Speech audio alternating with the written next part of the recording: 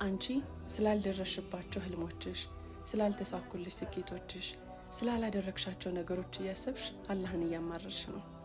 አላህ ግን ከስንትና ስንት በላ እንደጠበቀሽ በማይታይ ጥበቃው እቅፍ ድግፍ አድርጎ ከስንት መጥፎ አደጋዎች እንደሰተረሽ እሱን አስበሽው ታውቂያለሽ? አዎ አንቺ ሳታውቂው ስንት መጥፎና መርዛማ ሰዎችን ከህይወትሽ እንዳራቀልሽ አንቺ ባትረጁ ላንቺ መልካም የመሰለሽ መጥፎ ነገር እንዴት ከህይወትሽ ሸሸግ እንዳደረገልሽ አስበሽው ታውቂያለሽ? አዎ ስለማይታየውና አንቺ ስላልተረዳሽው ጸጋው አመስግኝ። ምናልባትም ዛሬ መኖርሽ ዛሬ መቆምሽ ህልውና አንቺ ሳታውቂው ከመጥፎ ነገርሽ መጠበቅሽ ነውና አላህን አመስግኝ። አልহামዱሊላህ ረብል ዓለሚን። አላህን ይዘህ አትሰበርም፣ ሞራልህ አይደቅ። አሁን እኮ በቃ ስብር ያልን እኮ ነው ችግር የሆነው አይደል? ያንዳንዱ ነገር ይሰብረናል። እንደዛ እንዳንሆን የሚያደርገን እሱ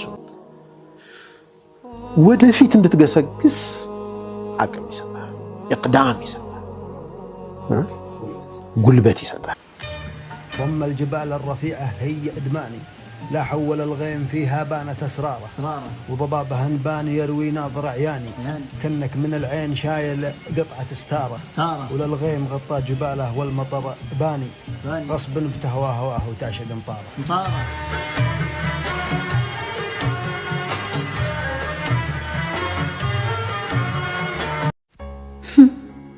በህይወት ዘመኔ ሰውን በድዬ ማውቅ ከሆነና ይቅርታ መጠየቅ ያለብኝ ሰው ካለ እራሴው ነኝ።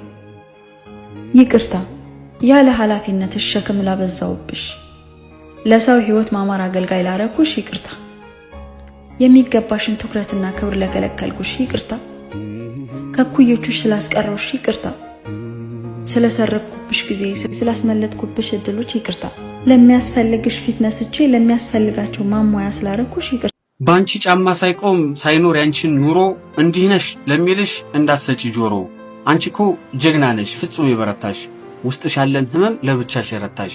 አዎ አንቺ ጀግና ነሽ ለሌላም ማይገባ ከሰው ያልደረሰ እልፍ ስቃይ ያዘለሽ ልብሽን ያራሰ እጅሽን ያልሰጠሽ ለህይወት ፈተና ከዛሬ የታገልሽ ነገሽ እንዲቃና። አዎ አንቺ ጀግና ነሽ በዚህ ጨዋሂ ዓለም ሰሚ በሌለበት ሌላ ማያቀውን የኑሮ ጦርነት ችለሽ የተጋፈትሽ የመኖርን